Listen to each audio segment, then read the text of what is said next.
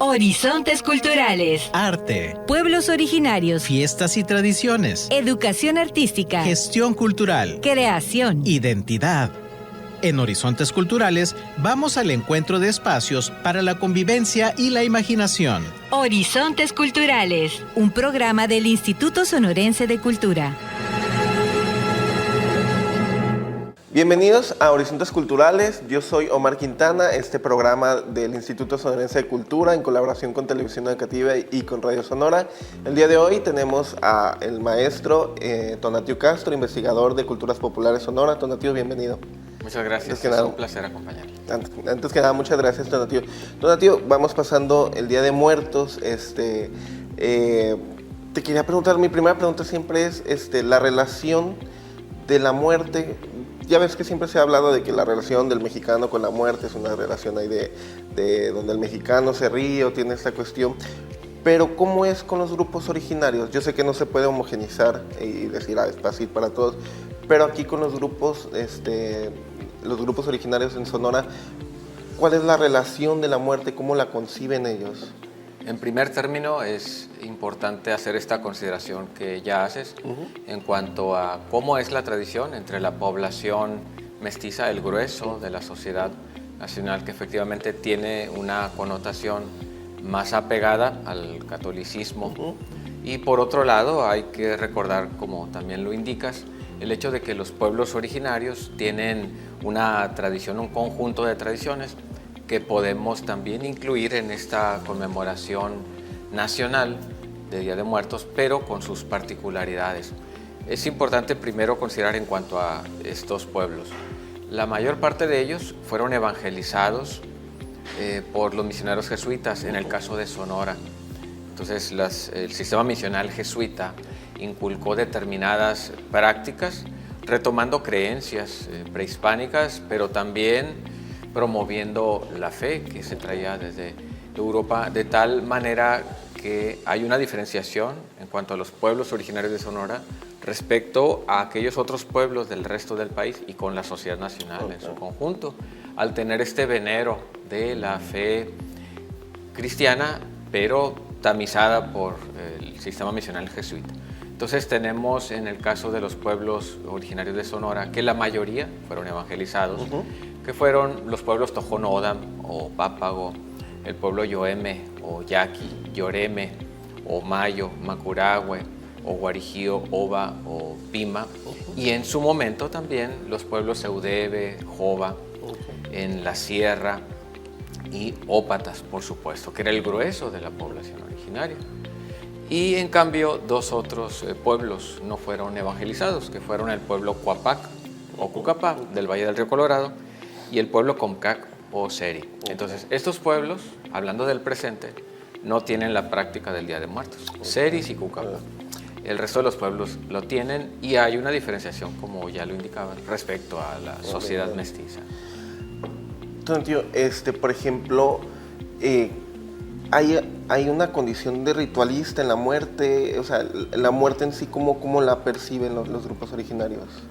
En el caso de los pueblos originarios, es importante considerar que su ofrenda, su montaje que se prepara en los lotes familiares o bien en los templos, tiene como motivo refrendar una creencia anterior al arribo europeo, pero también hace alusión, por supuesto, a esta conmemoración que llegó desde Europa, que es la conmemoración de todos los santos y de los fieles difuntos, que son eminentemente católicas europeas, y que en ocasiones pensamos que los mexicanos somos los únicos que en el mundo tenemos la conmemoración, pero no es así. Entonces se comparte entre los pueblos originarios y entre estas visiones cristianas, que no es solo la católica, es importante considerar, porque hay otras iglesias en el mundo con sus comunidades eclesiásticas que hasta la fecha tienen conmemoración del Día de Muertos, incluyendo al pueblo griego, que tiene la Pascua de los Muertos. Entonces, en el caso de la cristiandad y en el caso de los pueblos originarios, esta observación es muy importante. La muerte no es un ente definible en términos individuales, no tiene individualidad, no es un personaje que se pueda ataviar y recordar en lo individual, como ocurre en el culto de la Santa Muerte. Esta diferenciación es muy importante por ese motivo. Los mexicanos no rendimos culto a la Santa Muerte. Se está venerando esta posibilidad del retorno, del vínculo entre quienes están y quienes partieron. Entonces, entre los pueblos originarios, al igual que la sociedad nacional, que es propiamente cristiana o católica, no está venerando a una figura particular, sino que es el concepto de la posibilidad de la vida. Así es. Es un concepto abstracto. Donatio, en el Museo de Culturas Populares, ahí en la Casa Hofer, está montada una exposición con los diferentes altares de los pueblos originarios. Ahí vemos las diferencias desde qué tipo de ofrenda generan los pueblos. Si nos quieres hacer un breve recorrido por cada uno de los tapancos, ¿no? Sí, es el nombre genérico que se usa para referirnos a la ofrenda de yaquis, mayos y guarijíos, o macurahue. Efectivamente, no se monta un altar típico mestizo popular de 3 o 7 niveles, sino que se monta un tapanco, que es una estructura conformada por una plancha de material vegetal, perecederos, que es sostenida por troncos. Es una especie de mesa, aunque de una mayor altura al de una mesa ordinaria, que sería de entre 1,5 metros a 2 metros. Y esto pues se prepara en cada lote familiar de las comunidades, a la par de que hay actividades también comunitarias. En el caso de los yaquis, un rezo que se realiza cada lunes del mes de octubre, que parte del templo, recorre el Vía Crucis y retorna a la iglesia. En el caso del pueblo Yoreme o Mayo, hace un novenario en el templo, montando allí la tumba, que es una estructura cubierta por un manto negro, también una especie de mesa que lleva unos arcos de palma. Entonces, tenemos esas actividades comunitarias, pero sí, están los tapancos en las viviendas. Y allí, pues, en esta estructura se coloca la ofrenda. La ofrenda es alimenticia en todas las culturas, aunque hay también, por supuesto, objetos litúrgicos o religiosos que están indicando este vínculo con el cristianismo. Y en algunas ocasiones otros objetos que son ya más propios de la modernidad. Aunque bueno, esto es algo muy limitado, sobre todo en los altares populares, es donde se coloca, por ejemplo, objetos que hacen alusión a los gustos del difunto, pero no es el caso de los pueblos yaqui, mayo y guarijío. Ellos se apegan más a la ofrenda alimenticia. En el caso del pueblo macurahue, la particularidad, una de las particularidades, es que en la parte inferior, en el suelo, se coloca una especie de pequeña tumba, o se simula que está allí una tumba de tierra, aunque por supuesto es muy pequeña. Uno evidentemente sabe al observarlo que no está allí en el fondo, pero es un simbolismo el que se está allí recreando. Y también se colocan cruces en la cabecera del tapanco, 3 cruces. Esto no ocurre con los otros pueblos, pero sí hay particularidades en los otros dos. En el caso de los yaquis, el uso de manteles o servilletas bordadas típicas de su arte, y que se usan en este caso para cubrir los alimentos. Entonces tenemos algunas distinciones, pero la ofrenda alimenticia es invariable. Entonces, te voy a llevar a otro tema. Ahorita vivimos en un país que yo, desde el desconocimiento, pero siempre lo he visto como un país que maneja 2 discursos, o al menos así me lo parece. Uno es como que hay una defensa al indigenismo, a los grupos originarios, y por el otro lado las acciones históricamente no han sido, siempre han sido grupos vulnerables, marginados, etc. Ahorita, ¿en qué punto estamos como país en relación a los grupos étnicos? Es importante vincular el tema de la tradición que comentamos con esta otra situación que nos diagnosticas tan brevemente, y con lo cual estoy de acuerdo, en el sentido de que la tradición de Día de Muertos de México fue declarada obra maestra del patrimonio cultural inmaterial de la humanidad por la UNESCO en 2003. Bien, cuando una expresión cultural recibe esta consideración, esta categoría, debe implicar un plan de salvaguardia. Se supone que es parte del protocolo. Sin embargo, hemos visto que la tradición de Día de Muertos en nuestro país, desafortunadamente, no cuenta con tal respaldo. Y en el caso de los pueblos originarios, encontramos esta misma situación respecto a sus tradiciones de Día de Muertos, que son distintas en realidad y que no están gozando de esta protección, al igual que el conjunto de sus otras manifestaciones culturales. Y esto ha ocurrido, ya lo sabemos, por siglos, de tal manera que estamos en un momento en el que estamos obligados por este retraso histórico a atender este rezago. Y bueno, ¿cómo se ha atendido? De una manera somera, de una manera muy parcial, a través de las instituciones indigenistas, que son anteriores a las culturales. Las instituciones culturales son relativamente recientes en el país, de los años 90 a la fecha. Y que siguen manteniendo este paternalismo que es nocivo, ¿no? Finalmente. Efectivamente, hay pues una dinámica que se fue construyendo entre ambas partes, entre la sociedad nacional que impone estas instituciones y por otro lado también ciertos sectores o grupos pertenecientes a las comunidades que encontraron una manera de sobrellevar las problemáticas no solo culturales, sino también en salud, económicas, territoriales, etcétera, en esta sinergia que finalmente es nociva para los propios pueblos. ¿Cómo ves tú que estás tan en consonancia, que vas mucho allá, que tienes los estudias, tienes una relación que trasciende eso? ¿Cómo sientes ahorita la situación de los grupos originarios, concretamente en Sonora?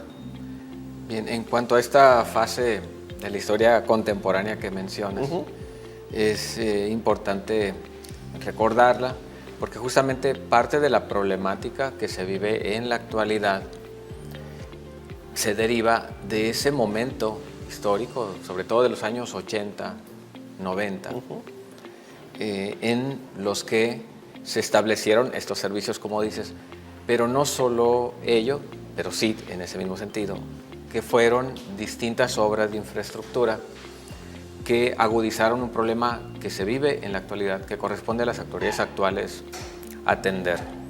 Recordemos que las infraestructuras de fibra óptica, la vía de traslado por el territorio, distintas obras también como los tendidos eléctricos de la Comisión Federal de Electricidad, etc. Es decir, estas obras que desde luego que son necesarias para el buen funcionamiento de la sociedad moderna, pero que al no hacerse en este caso de una manera apropiada, en un convenio correcto con las autoridades tradicionales y con la comunidad yaqui en general, pues determinó estos problemas que ahora se presentan. Es decir, los argumentos actuales de inconformidad por parte de los distintos sectores políticos yaquis, porque son varios, no es uno solo, argumentan precisamente que esas obras, que no son tan antiguas, se establecieron en su territorio sin tener la anuencia del pueblo yaqui. Entonces, esos elementos que supuestamente son indicadores del progreso generaron un problema al cabo de 20, 40 años. Y entonces hay que desentramar esta problemática que incluye también al sonorense mestizo, al yori, como nos dicen los yaquis o la comunidad yaqui, porque desde luego somos los transeúntes, los pasajeros que pasamos allí junto a su territorio. Es el límite, pero es parte de su territorio finalmente. Y entonces se dan estos conflictos, estas confrontaciones interculturales que tienen que atenderse pues, a partir de acuerdos que se basen en la plena claridad. Tonatiuh, tu trabajo, ¿en qué te has especificado tus investigaciones? Bien, el trabajo de investigación que yo he realizado ha abarcado varias instituciones, sobre todo culturas populares, donde tengo ya un cuarto de siglo laborando con 2 breves pausas, pero abarca también otras instituciones, el Colegio de Sonora, el INA, entre otras participaciones en organismos de forma independiente. Y bueno, han sido por lo tanto varios temas, pero sí uno de los temas primordiales ha sido la relación entre territorio y cultura. De allí que se deriven otras temáticas muy específicas. La cultura tradicional, desde luego, porque ese es el gran campo de culturas populares. Entonces allí hacemos investigación y sobre todo promoción cultural en este campo de la cultura tradicional que comprende la lengua, la artesanía, las costumbres y tradiciones y los contextos y problemáticas que van allí implícitas. Mencionaba la promoción cultural porque ese es el brazo fuerte en realidad de Culturas Populares, una institución creada por 2 grandes antropólogos de México, Rodolfo Stavenhagen, Guillermo Bonfil Batalla, en 1978, y que en el caso de Sonora es muy importante hacer esta consideración. Cuenta no solo con sus sedes urbanas, que son Ciudad Obregón y Hermosillo, sino que también tenemos una red de centros culturales comunitarios en la región Guarijío, Macurahue, un centro en Mesa Colorada. Hay centros en la región Yaqui, 6 centros, 2 más en la región Yoreme Omayo, que están en Boisiacobe y en el Júpare, y en el caso de la comunidad Comcac Oseri, en el Desemboque y en Punta Chueca. Este último recientemente que fue reabierto o reaperturado, como se dice ahora. Y entonces tenemos actividades que son allí encabezadas por miembros de las comunidades, que son pues, hombres y mujeres pertenecientes a estos 4 pueblos y que son, esto es algo interesante, poco más de la mitad del personal de Culturas Populares en el estado. Donatio, ahorita que mencionan lo de promoción cultural y que estamos en una época donde se obliga, para mí, o sea, se me hace algo muy positivo que se nos obliga a reflexionar nuestras propias acciones en torno a eso. Se habla de apropiación cultural, de exotización de cultura.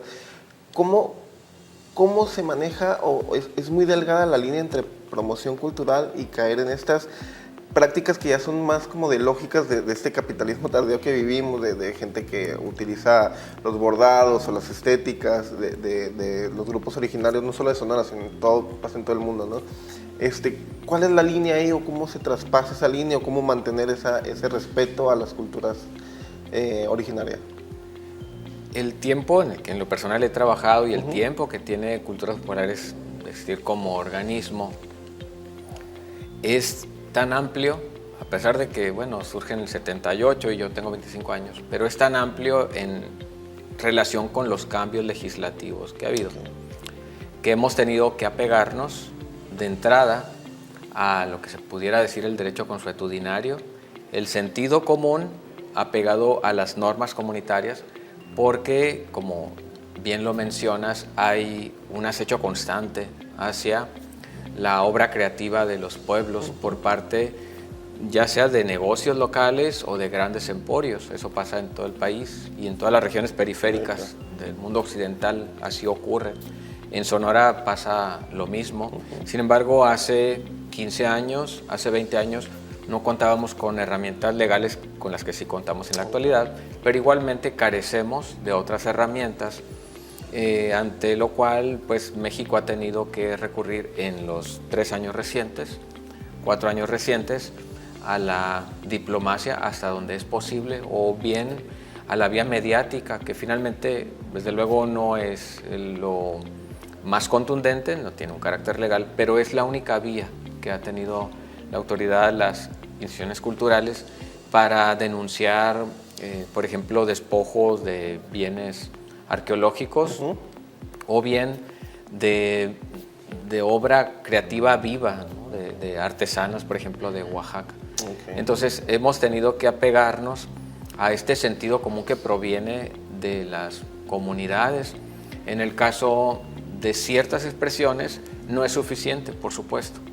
Y menciono un caso concreto, la danza del venado. La danza del venado, que es una expresión cultural de los pueblos Yoeme, Oyaqui y Yoreme, Omayo, este segundo que también está en Sinaloa, es importante considerarlo, ha sido muy acechado desde negocios locales, desde marcas de quesos o productos lácteos, de chorizo inclusive. Lo vemos en todos lados. ¿Verdad? Hasta manifestaciones tanto folclóricas por parte de artistas, grupos artísticos o bien personas que no son artistas incluso, pero que tienen alguna participación en actividades, por ejemplo, concursos de belleza y que recurren a la figura sagrada de la danza del venado. Y de esta forma pues se está atentando contra lo que diré, entre comillas, el patrimonio de los pueblos. Claro. Y este es el meollo. Estas expresiones no tienen la categoría, como sí la tiene el Día de Muertos, de patrimonio cultural. El patrimonio cultural está definido por un cabildo municipal, por un congreso estatal, por el Congreso de la Unión o por la UNESCO. De las expresiones de Sonora, ninguna de estas instancias ha tenido preocupación por atender estas expresiones que son acechadas constantemente, salvo el caso de las danzas de Pascola y Venado, en los cuales el Instituto Sonorense de Cultura y INAH Culturas Populares tuvimos una labor en coordinación con las comunidades, allí mismo en los propios poblados yaquis, sobre todo, procurando un plan de patrimonialización y de salvaguardia, y las propias comunidades optaron, esto ocurrió en años recientes, por únicamente elaboración de planes de salvaguardia y no la patrimonialización. Esta fue una decisión comunitaria que debió respetarse en su momento. Entonces tenemos un camino por recorrer, instituciones y comunidades. Bastante largo. Bastante largo. Entonces, ¿ahí ha faltado voluntad política, interés, o sea, para ir empujando estos temas que mencionas? Mi punto de vista personal, pero sí como profesional, es que esto es lo que ha ocurrido precisamente, la falta de disposición de voluntad política, porque en este caso particular, y fue algo que argumenté incluso en una comunidad yaqui, y así lo menciono, que fue en Torim, ante las autoridades, que hay un concepto erróneo del turismo cultural. Su reticencia para que la danza del venado se declarara Patrimonio de la Humanidad, y la de Pascola, fue que no querían que el turismo ingresara de forma avasalladora a las comunidades yaquis. Pero esto ocurre por un concepto erróneo del turismo o del turismo cultural. Entonces hay instancias a las que compete desde luego el turismo y sería su tarea entonces trabajar en esa reconceptualización, no digo solo con las comunidades originarias, con la sociedad en general. Hermosillo, por ejemplo, capital del estado, tiene ese rubro también pendiente, el del turismo cultural. Hay mucho por hacer. Ahorita volvemos. Estos Horizontes Culturales, soy Omar Quintana, estamos con Tonatiuh Castro, investigador de Culturas Populares Sonora. Un momentito y regresamos.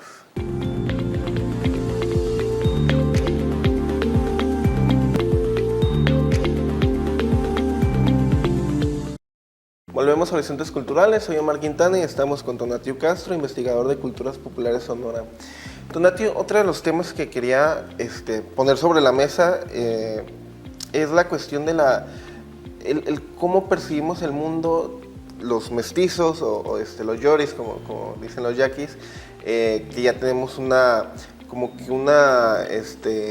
quiero decir identidad porque se ve como que muy totalizador, pero tenemos ciertos cánones muy eurocéntricos, mezclados con el catolicismo, bueno, inherentes, ¿no?, a eso.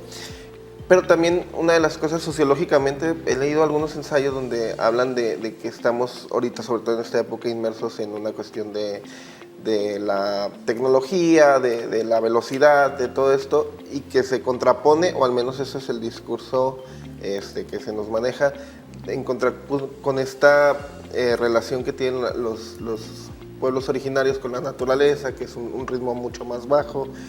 ¿Es como que un cliché esta confrontación o sí existe algo de realidad? Bien, estoy recordando ahora que lo mencionas, este contraste, como antropólogos mexicanos, recogiendo una tendencia que todavía existe en el mundo, conceptualizaban las culturas originarias o la cultura indígena, es decir, al preguntarse quiénes eran los indios, quiénes eran los indígenas. Hace 70, 80 años, los antropólogos mexicanos de la época trataban de discernir cómo definirlos, que es un dilema hasta la fecha en realidad, ¿no? Y de hecho, bueno, más bien es una discusión que resurgió recientemente, porque constitucionalmente debimos hace unos años definir esta cuestión y bueno, finalmente se definió la autoadscripción étnica. Pero en aquel momento se planteaba esta cuestión. Había quienes decían que un indio debía ser quien hablara exclusivamente su lengua y que en su comunidad no hubiese elementos de la modernidad, ninguno. Otros consideraban que estos elementos podían estar presentes o incluso en sus domicilios, pero con usos distintos al que le había dado el hombre blanco. Y finalmente es una visión, o son visiones románticas de la cultura. La cultura es cambiante y es híbrida en cualquier comunidad humana. Y en el caso de los pueblos originarios, así ha ocurrido. De tal manera que en la actualidad sí podemos identificar elementos culturales del mundo occidental que constituyen un peligro, un riesgo, una amenaza para la continuidad de la cultura tradicional. Por ejemplo, el idioma. El desplazamiento lingüístico es el avasallamiento de un idioma de una sociedad dominante sobre el idioma de una que está supeditada, sojuzgada, que es el caso de los pueblos originarios. Entonces, en el caso de México, la entrada del español o castellano que desplaza las lenguas, por poner un buen ejemplo, la lengua del pueblo Yoreme o Mayo, donde se está viviendo esta problemática. De hecho, eso te iba a decir del lenguaje, porque alguna vez platicando con Emilia Huitimea en una entrevista que le hice, me decía que ella está muy abocada a dar talleres a jóvenes para que conozcan su propio lenguaje, que porque la tecnología les ha hecho como que ya dejar de lado su idioma, o su lenguaje más bien, en pos de pues, esta globalización del español. ¿Ven con mucha preocupación ustedes todo este tema de que se vaya perdiendo en las culturas su lengua propia? El corazón de toda cultura es la lengua, es el idioma. En torno a la lengua se articulan el resto de las manifestaciones, aun cuando se consideran también primordiales, por ejemplo, la cosmogonía, la religiosidad, por poner un ejemplo. ¿Por qué? Porque a través del idioma, de la lengua, es que se transmiten estos conocimientos y creencias, porque como está muy bien visto en las distintas teorías lingüísticas o sociolingüísticas, ningún idioma es traducible en un 100%, porque cada vocablo, cada enunciado es portador de un conjunto de creencias que le da sentido, le da contexto. Entonces no es posible mantener una determinada creencia en un idioma distinto, hay una modificación. Y bueno, lo relaciono con la pregunta anterior. Hay factores entonces del mundo occidental que sí constituyen amenazas o afrentas, mientras que ese otro aspecto, el tecnológico, no tiene un carácter tan contundente como se pudiera pensar. Más bien, herramientas digitales pueden ser utilizadas al servicio de la persistencia étnica. En el caso de la lengua es también una herramienta. Ya en varios proyectos de varias comunidades se hace uso del celular para promover el uso de las lenguas. Hay diccionarios de varias lenguas en Facebook, por ejemplo. En fin, hay una gran cantidad de usos de los medios digitales con la finalidad de promover la cultura tradicional. En el caso de la lengua, en Sonora tenemos una serie de problemáticas, pero sí podemos tratar de esquematizar con fines de, digamos, practicidad. Tenemos lenguas que se han preservado y que tienen un cierto grado de solidez por las condiciones geográficas, sobre todo en el caso del pueblo Macurahue Guarijío, que está remontado en la sierra, el pueblo Oba Opima, también en la sierra, en el municipio de Yécora. Pero por otro lado tenemos un grupo intermedio donde estarían lenguas como la del pueblo Yoeme o Yaqui. El pueblo Mayo es el más numeroso, entonces son decenas de miles de hablantes, pero tiene una situación muy particular porque no obstante que es el más grande de Sonora y de Sinaloa, tiene también ya una constante amenaza. Y bueno, tenemos por otro lado las lenguas en riesgo, que es la del pueblo Coapaco Cucapá, que es el pueblo con el que más he trabajado. justamente en este rubro de la revitalización lingüística y cultural. También ubicaríamos allí la lengua Comcac o Seri, aunque sí hay hablantes, es importante que predomina la cantidad de hablantes. Es importante notar que los estratos más bajos, los niños, los primeros hablantes, ya comienzan a hablar el castellano como una primera lengua. Se ha asociado el término o concepto lengua materna con lengua indígena, no es lo mismo. Es decir, hay pueblos originarios o indígenas que tienen como lengua materna al castellano o al inglés inclusive. Es su primera lengua. Pues, es su primera lengua. Entonces, tío, una pregunta que es ya duda mía, es, por ejemplo, ¿es sostenible el modelo norteamericano, bueno, estadounidense, de las reservas y todo esto? Yo sé que hablo desde el corazón del norte global, ¿no? Pero, ¿a ti qué te parece ese modelo ya es paternalismo total, ¿no? Pero, ¿crees que sea sostenible? ¿Crees que es un buen ejemplo? Me parece que la política etnicista o indigenista de países como Estados Unidos, entre otros, no es el único, pero sí es por supuesto el más emblemático, constituye un vestigio de la formación de los estados nacionales. En ese sentido, y esto abarca también el campo de los derechos humanos, que es una de mis especialidades, no lo mencioné hace un momento, es uno de los campos en los que también me he especializado. Constituye, digamos que un rezago, porque sistemáticamente Estados Unidos se ha negado a reconocer convenios, acuerdos, a firmarlos, pero antes que ello hay otra situación. En el mundo hay varias formas de conceptualizar quiénes son los pueblos indígenas, ¿no? Retomo este asunto. Bien, que es el criterio más conservador y cuadrado, digamos, que es el que se basa en la consanguinidad, que es más genotípico, y es el que aplica a Estados Unidos. Está también el criterio lingüístico y el caso de México o países también como Canadá, que es el cultural. Entonces Estados Unidos tiene el criterio más antiguo, digamos, que proviene del paradigma evolucionista del siglo XIX.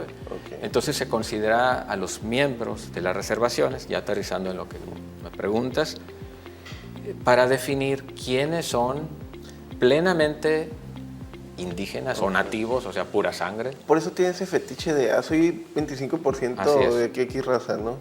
Sí, la segmentación de esta supuesta pureza llega hasta a más de 64 unidades. A fines del siglo XIX, principios del XX, se empleaban unas tablas para indicar, era de uso en las oficinas de las reservaciones, quién poseía, digamos, un cuarto de sangre indígena y quién tenía una 64ª parte. Y yo sí parece que estamos en una comedia del absurdo, ¿no? Dices, ¿cómo puede ser que...? Pero sigue muy fetichizada la sociedad norteamericana con eso, ¿no? Sí, y bueno, desde la visión mexicana, eso es algo interesante, se ve como el esquema idóneo, que los pueblos indígenas deben vivir en reservaciones y que una vez que tengan reservaciones, tengan sus casinos, ¿verdad? Que es segregación finalmente, ¿no? Maquilladita, sí, pero... Y bueno, sí, efectivamente sí hay una serie de servicios y bueno, prebendas que reciben. Las reservaciones tienen un presupuesto, hay becas, hay servicios médicos, educativos, etcétera, pero que finalmente constituyen una compensación a estos pueblos nativos, como se les nombra, por el territorio del que fueron despojados. Ahora tú ya finalmente, para cerrar el programa, ¿qué depara el futuro para...